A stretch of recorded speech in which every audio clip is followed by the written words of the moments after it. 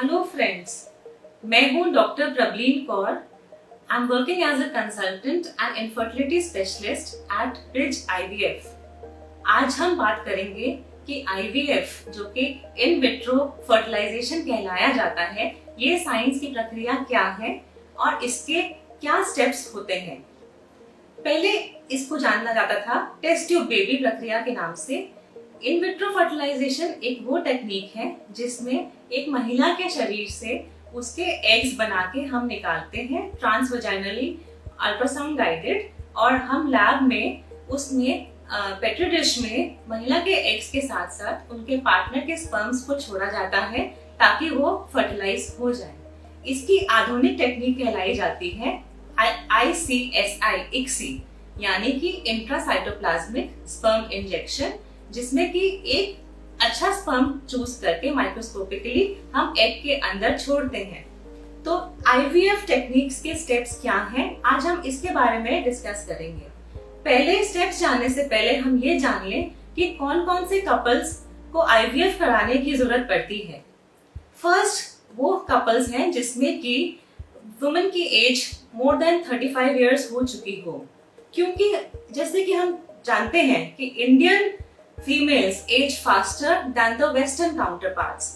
Indian जो महिलाएं हैं उनकी ओवरीज का रिजर्व बहुत जल्दी डिक्लाइन होता है आफ्टर 35, तो उनको आईवीएफ कराने की आवश्यकता पड़ सकती है। सेकंड वो कैटेगरी है जिसमें ट्यूबल फैक्टर इनफर्टिलिटी हो, यानी कि नलियां किसी कारणवश, किसी इन्फेक्शन या ट्यूबरकुलोसिस या किसी पानी इकट्ठा होने की वजह से ब्लॉक हो गई हो, जिसकी वजह से एग और स्पर्म का मिलाप ना हो पा रहा हो। थर्ड श्रेणी वो है जिसमें कि पुरुष के सीमन में एक्टिव मोटाइल स्पर्म्स और स्पर्म का नंबर और स्पर्म की मॉर्फोलॉजी तीनों में गिरावट आई हो, जिसके कारणवश नॉर्मली कंसीव ना कर पा रहे हो। ऐसे पेशेंट्स को भी आईवीएफ की जरूरत पड़ सकती है। फोर्थ कैटेगरी ऑफ पेशेंट्स वो हैं जिसमें कि एंडोमेट्रियोसिस हो किसी फीमेल को। एज वी नो कि एंडोमेट्रियोसिस एक प्रोग्रेसिव डिजीज है, वो ओवेरियन एंडोमेट्रियोमा बनता है और बाकी की नॉर्मल ओवेरियन रिजर्व को डिस्ट्रॉय करता है ग्रेजुअली। तो ऐसी महिलाओं को भी आईवीएफ की आवश्यकता पड़ सकती है। फिफ्थ कैटेगरी वो है जिसमें किसी को कोई कैंसर हुआ हो, जिसके लिए उनको oocyte क्रायोप्रिजर्व कराना पड़ रहा हो।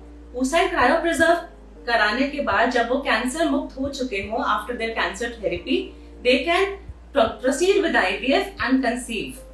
और लास्ट श्रेणी वो है जिसमें अनएक्सप्लेन्ड इनफर्टिलिटी हो, यानी कि बहुत सालों से ट्राई कर रहे हो और नियमित तौर पे ओवुलेट कर रहे हो, बोथ द फैलोपियन ट्यूब्स जिसको हम नले बोलते हैं वो खुली हो और सीमन के पैरामीटर्स भी नॉर्मल हो, फिर भी कंसीव नहीं कर पा रहे हो। ऐसे पेशेंट जिनको अनएक्सप्लेन्ड इनफर्टिलिटी होती है उनको भी आईवीएफ की आवश्यकता पड़ सकती है। तो आईवीएफ करने के लिए हमें 3-4 बातों का ध्यान रखना पड़ेगा कि कपल की मैरिड लाइफ कितनी है, सेकेंडली फीमेल की एज कितनी है, और अभी तक आपके पास वो क्या क्या ट्रीटमेंट करवा के आ चुके हैं। जैसे कि 2 से 3 IUI करा के आ चुके हैं तो उनको भी आगे आईवीएफ ही कराने की जरूरत पड़ सकती है। तो हमने ये डिस्कस किया है इसमें कि कौन से ऐसे कपल्स हैं जिनको आईवीएफ की जरूरत पड़ सकती है। थैंक्स।